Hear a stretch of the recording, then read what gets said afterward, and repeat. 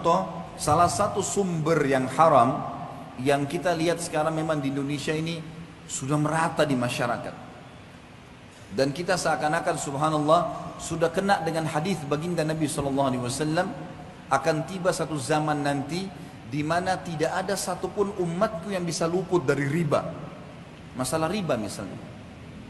Bukankah sekarang teman-teman sekalian sampai pada tingkat apapun dicicil dan berbunga?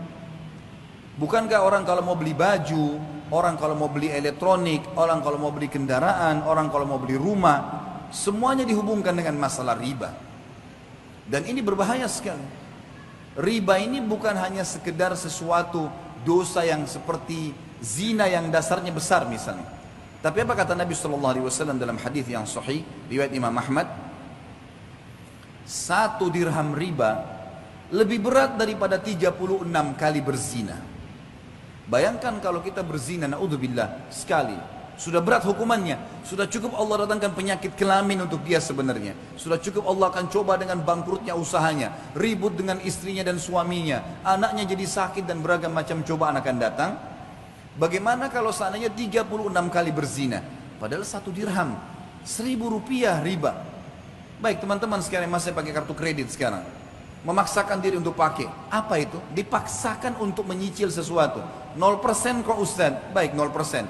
Taib, kalau seandainya Anda terlambat 1 hari saja, bukankah kena bunga 50 rupiah, 50 ribu rupiah? 50 ribu bisa saya jangkau, gaji saya 3 juta, benar. Tapi 50 ribu rupiah, kalau kita hubungkan dengan hadis tadi, lebih berat daripada 36 kali berzina. Untuk apa? Kenapa harus paksakan diri melampaui kapasitas? Kenapa kalau tetap pakai kendaraan yang lama dulu sampai dikumpulkan dana, supaya kita bisa membeli yang cash? Kenapa kita tidak sabar teman-teman sekalian?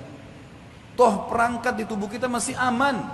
Matanya masih sehat, telinganya masih sehat, kulitnya masih bagus, kakinya masih bagus. Kenapa harus paksakan diri?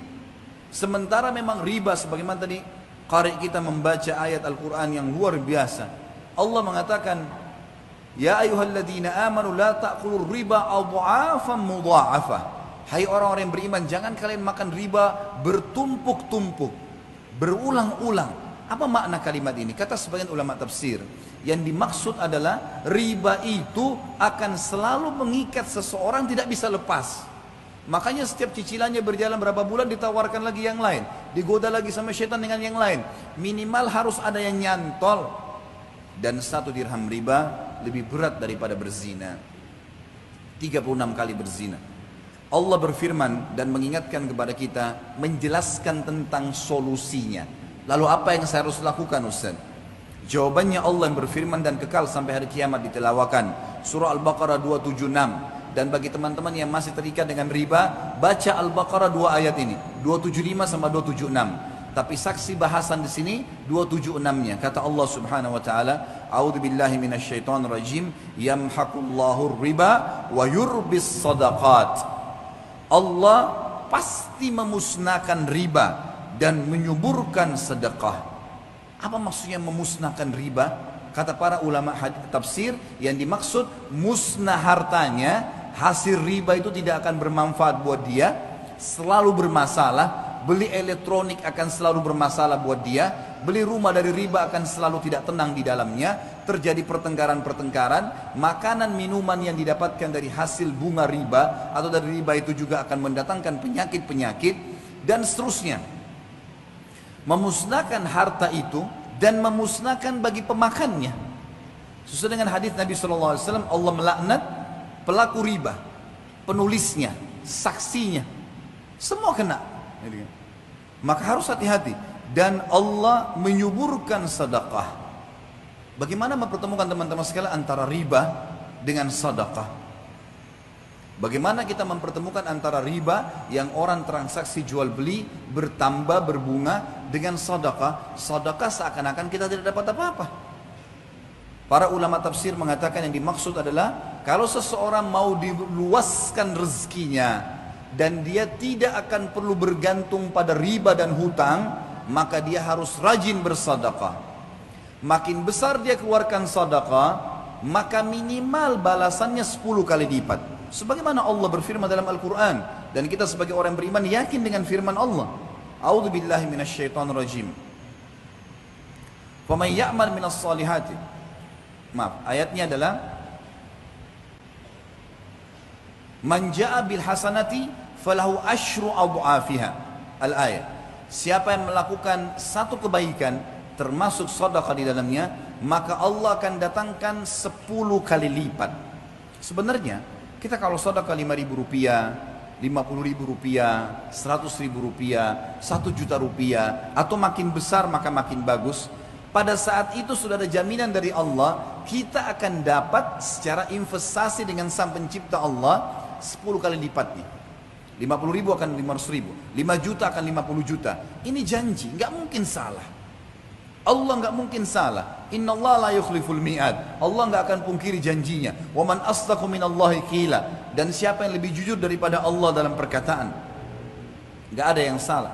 Bahkan ada hadis Bukhari, hadis qudsi, Allah berfirman, Nabi SAW mengatakan, Allah berfirman, seluruh amal ibadah anak Adam ditentukan kadar pahalanya 10 sampai 700 kali lipat.